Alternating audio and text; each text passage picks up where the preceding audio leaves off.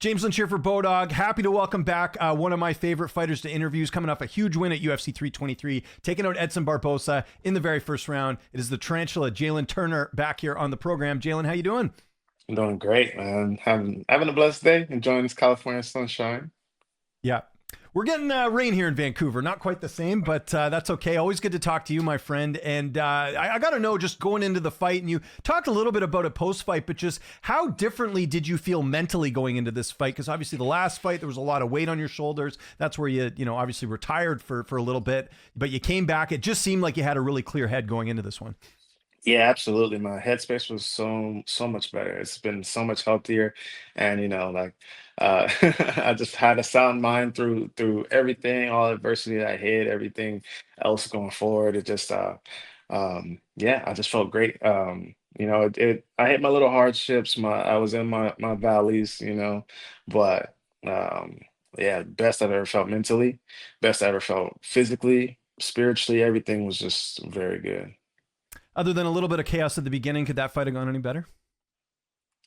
Uh, yeah, no, yeah. It went great. I didn't even expect that chaos in the beginning. I thought we were gonna have a little filling out battle, like a little light touch here and there, like figure each other out.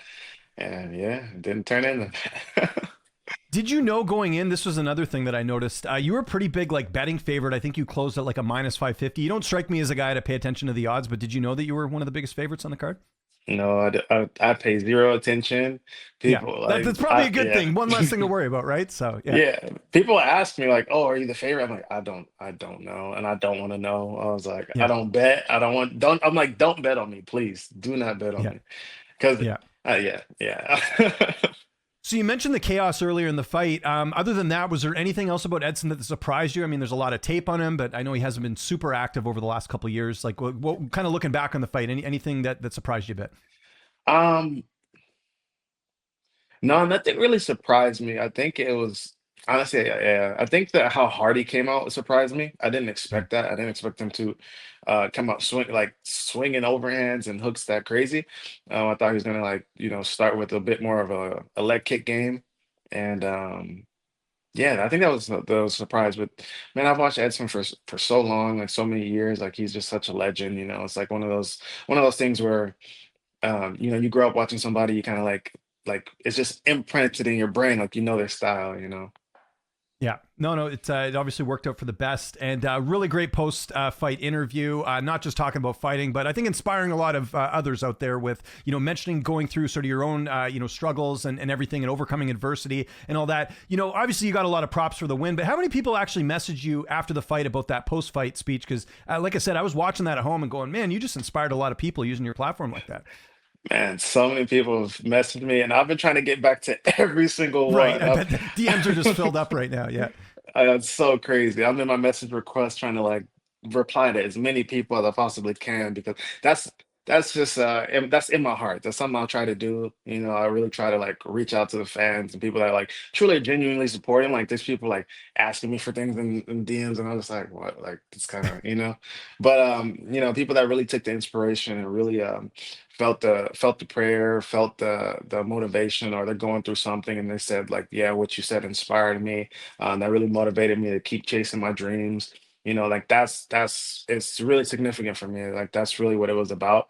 And that's what I felt. That's exactly what I went through. I went through uh one of the hardest years of my life this last year. And it it derailed a lot. It was very hard to overcome. And I can only give my testimony to God how I got through it all. So I really felt that, and I got to release that pressure. And I really wanted to inspire people, because it's not about it's not like, oh, I just found God and everything was good. Like, no, I found God, things got so crazy, so bad. It was horrible. It was honestly like it was just hectic. But I stuck it through. I stayed faithful, and he redeemed me, restored me, showed me, like, as you guys seen, like through all the hardships that I went through behind the scenes, because I haven't even really talked about it on a public platform as like in depth or in detail of anything, because it's just my personal life. But Yeah, for sure. I did the post. I posted a couple of pictures of like what happened this year, and Yeah, just want people to relate, like we all go through hard stuff, we all go through struggles, we all go through difficult times, but it's not about, letting it get to you. It's you can feel what you're feeling when you go through stuff, but you can still come out on top. You can still push forward. You can still persevere. And you let everything that was trying to take you away and hold you back, you let that motivate you to go forward. And all of that just propels you forward. And that's just something that's always been a part of my life and something I never really got to feel to this extent in the UFC and to be able to inspire people about it. Yeah, no, it was really great, and like I said, it kind of became bigger than just the win, which I think was awesome. Now, obviously, like I could just tell after the fight, you wanted to get the message out, talk about kind of you felt like you were kind of releasing everything, getting a weight off your shoulder, all that. But I remember in our interview, you told me that you were going to call someone out. I didn't see any of your other interviews.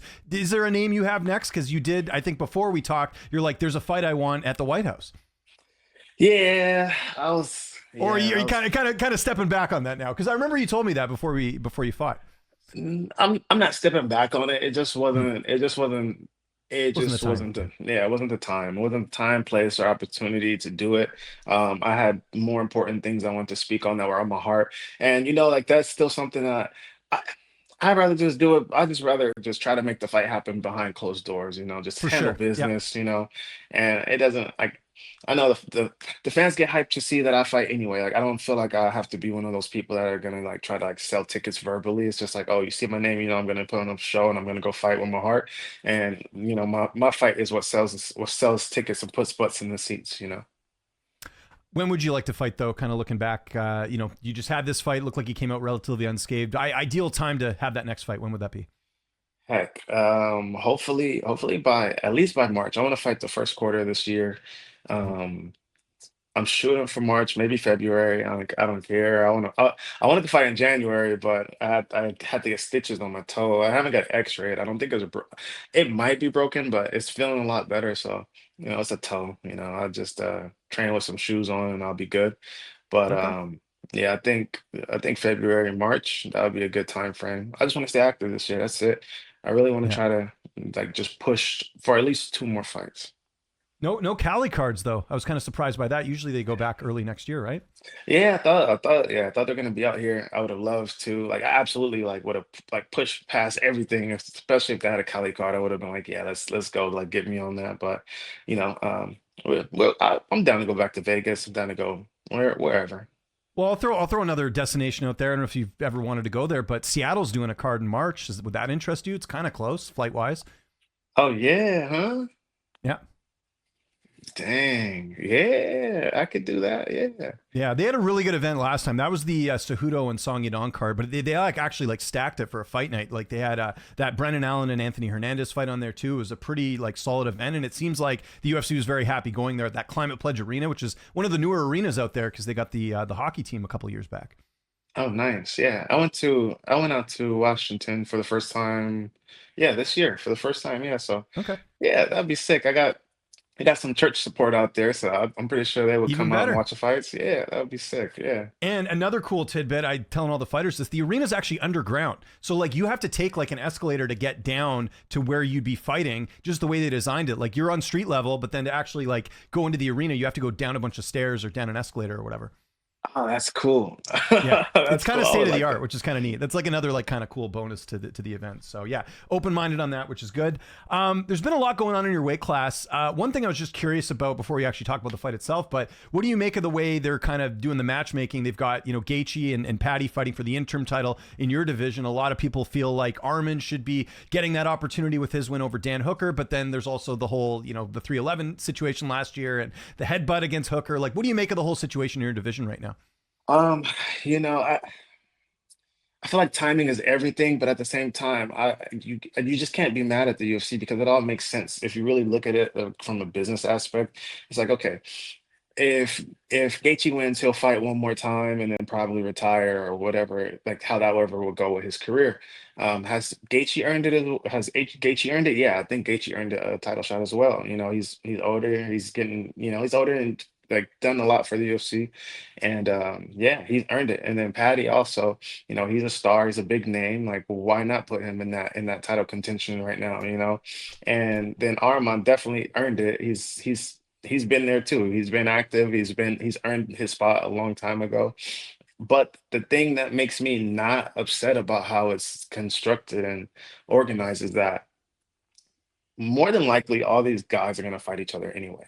It's Right. just a matter of time. It's like, okay, if Gaethje doesn't fight again and Paddy wins the belt, then it's gonna be a sanctification fight with Ilia, or they're gonna do Armand, you know, or if Gaethje wins, then Armand's gonna fight Gaethje. It's just there's so many ways it can go, and it's not like we always have this. It's always like that. When you get in the top five usually just fight the top five for like years. So I don't think it's that big of a deal. Okay. That's fair. Yeah. Okay. And who do you think wins that fight with Gaethje and Paddy? I think Paddy is the favorite in that fight. Oh man, I like them both. I like them both. I don't want to say a specific name. I think they're both good. I think they both have their strong suits. I think it's just going to be an amazing fight. Well, Paddy's the betting favorite. Do you think that's the right call? Let me ask you that.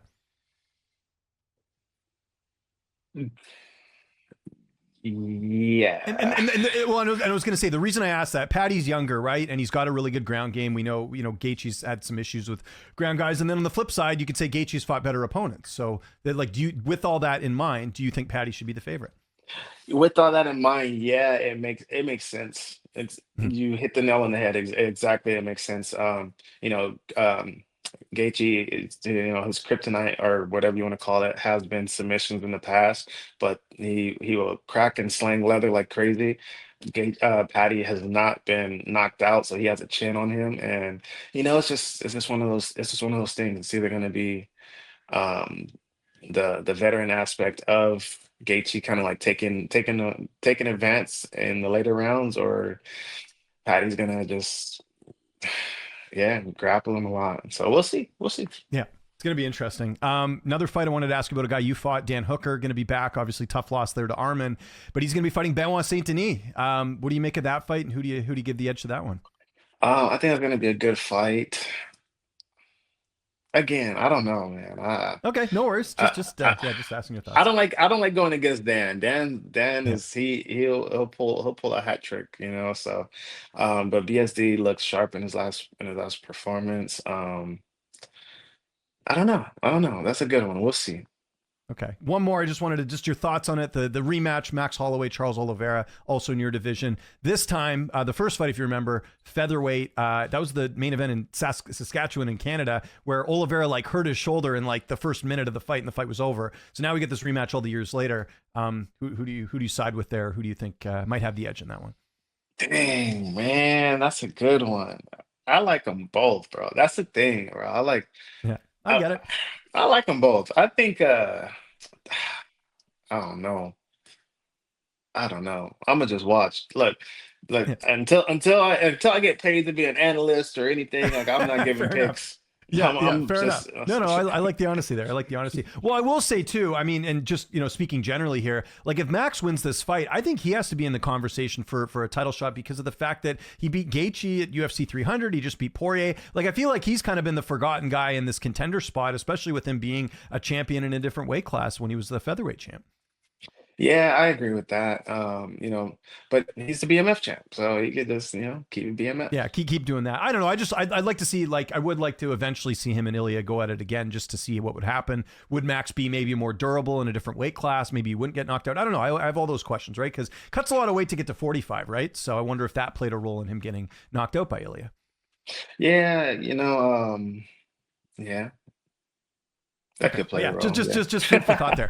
So you talked about kind of, when you're looking to fight, obviously waiting on the stitches and all that stuff. But the plan would be, because I think based off what we said last time, you want to get one fight in there and then maybe try and fight on the White House card too, because we don't know what date that is. I mean, I heard maybe after International Fight Week, but then I've also heard Trump maybe wants to do it earlier. Like you do want to try and get on that White House card though, I would assume. Yeah, yeah, I definitely want to try to get on that card. I believe it could happen. I believe it will happen. Yeah. But it just depends on the time frame, and it's just all in timing, all in God's timing. So, but yeah, that'd be fun. I just think it would be fun.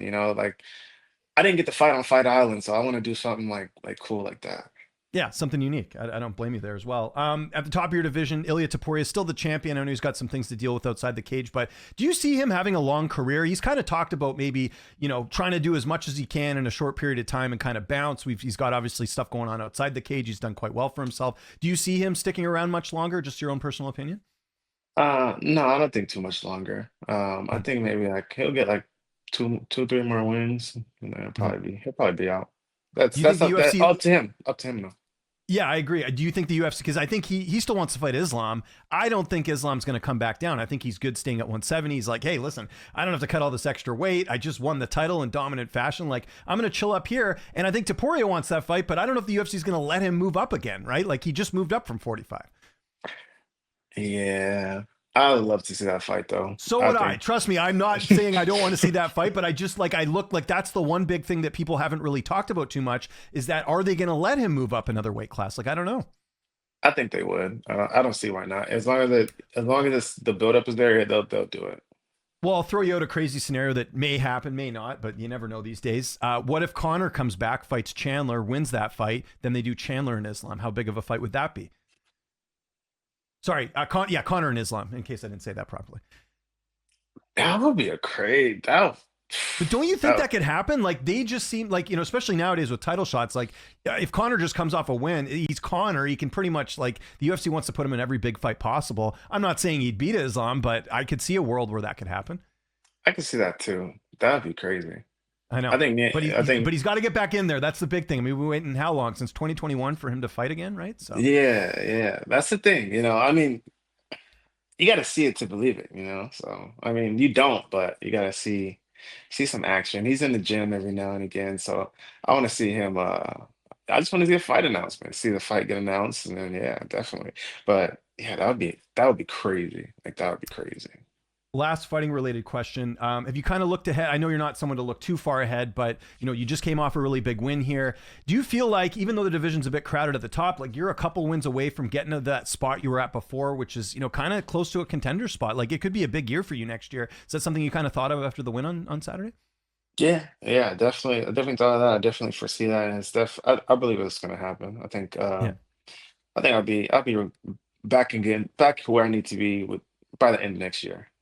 Well, I'm sure Right? you feel that way too with the fact that you got all this other stuff out of the way now, right? Like I think a big thing with you, and you told me this too, like there's a lot of stuff going on behind the scenes, mentally, all that stuff. And it seems like all that's kind of on the back burner. And now you can kind of just focus on fighting. Like in some ways, you feel like an improved version of yourself with all that stuff in the past. Yeah, yeah. I'm just the focus is there, and being on the outside looking in again, or from Yeah, I know earlier what you this mean. year.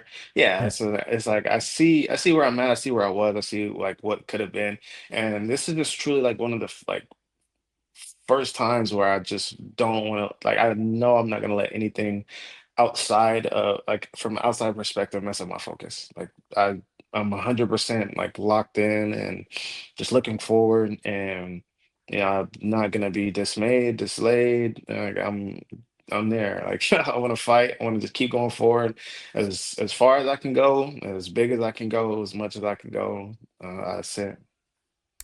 What do you got planned for the holidays? That's my last question. What, any plans? I know you'll be training, but I'm sure you got a lot of family time too. Yeah, so Christmas, I'm probably gonna spend it at my sister's, go take my kids out there, have some little family time, have some fun with them, and celebrate. And then yeah, that's pretty much it. New Year's, I don't know what I'm doing for New Year's, probably just stay at home, have some apple cider with the kiddos, and There we something go. Look at simple. this. That's hey, that's the way to do it. You keep yourself out of trouble. I think things are going to turn out for the better, right? So just Yeah. family time, right? That's the time we got to spend. Your whole family's in California, right? If I'm not mistaken. No, one of my sisters in California, and then my other sister's in Vegas. My mom's Oh, in okay. No, Vegas not too. too far. Yeah. Yeah, not too far, guys. Just get in a car, 4 hours, I'm good. Or even flight. Take a quick flight over. I don't know how flights are in the States. In Canada, it's brutal. Like I want to go anywhere in Canada. It's an arm and a leg. So I think you guys got a little bit better there. Jalen, thanks for doing this. Congrats on the win. Anyone you want to thank before we get out of here? Sponsors, social media. I'll give you the last word. I always want to thank my Lord and Savior Jesus Christ for everything, and I want to thank Pat Tenora. That's my dog. Thank you, Bowen Brand. Appreciate y'all. Um, my management company, my coaches, Coach Anthony, Daryl Christian, Manny Fernandez. Dude, there's so many people. Pastor Gabe, appreciate you. Love you. The way and the way LA. Love you guys. Man, yeah, I think that's it.